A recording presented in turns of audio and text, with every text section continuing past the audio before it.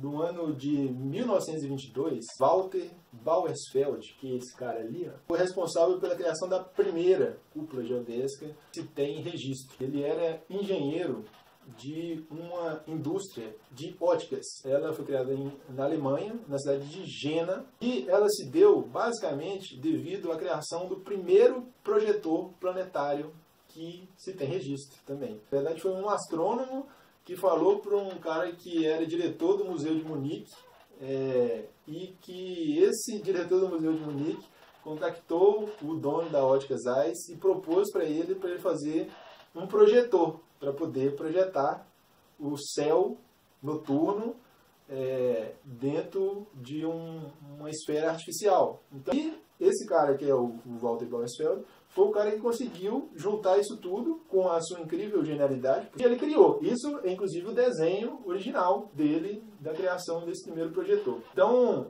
isso é o início da primeira cúpula geodésica. Essa imagem é uma imagem desse primeiro projetor. Quando eles criaram esse projetor, eles criaram diversos tipos de tendas e locais para poder projetá-lo, mas elas eram muito pequenas e não conseguiam abarcar todo o potencial que esse projetor tinha de poder projetar o céu. E aí coube ao Bauersfeld criar uma estrutura esférica leve o suficiente para poder ser instalada em cima de um telhado da fábrica da Zeiss, e ele tinha que criar uma estrutura leve, uma estrutura que fosse resistente para poder suportar ventos, chuva, intempéries, que fosse impermeável e que fosse uma estrutura também que fosse lisa, muito lisa pelo lado de dentro, e que fosse grande também, né? Então, ele conseguiu criar simplesmente essa estrutura, que é a primeira cúpula geodésica que se tem notícia. É uma cúpula de 16 metros de diâmetro, 3.480 barras de metal. Ela foi construída em cima desse telhado. Ela foi coberta com uma pequena película de cimento, que é uma técnica que hoje em dia é bem conhecida, é basicamente comparada em termos de estrutura a uma casca de ovo.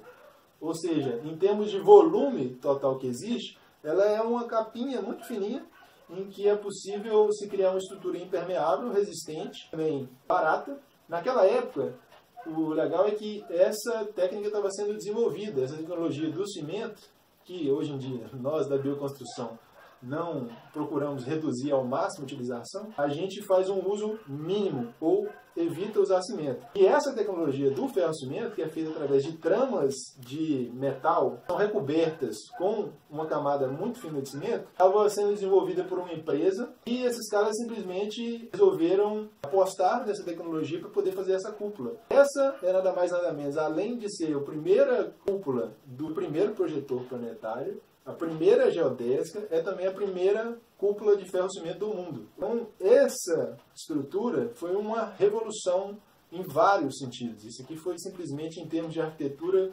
considerado simplesmente a maior revolução arquitetônica do século XX.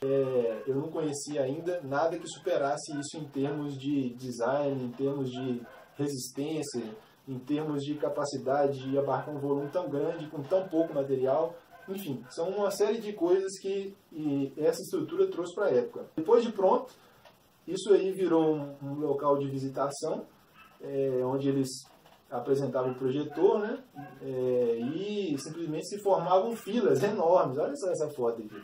A fila que vem até aqui, ó. Imagina a alta burguesia da época lá, 1922 aproximadamente. E aí, o negócio deu tão certo que vários países quiseram essa cúpula justamente por causa do projetor. Eles acabaram patenteando, né, o projetor com a cúpula.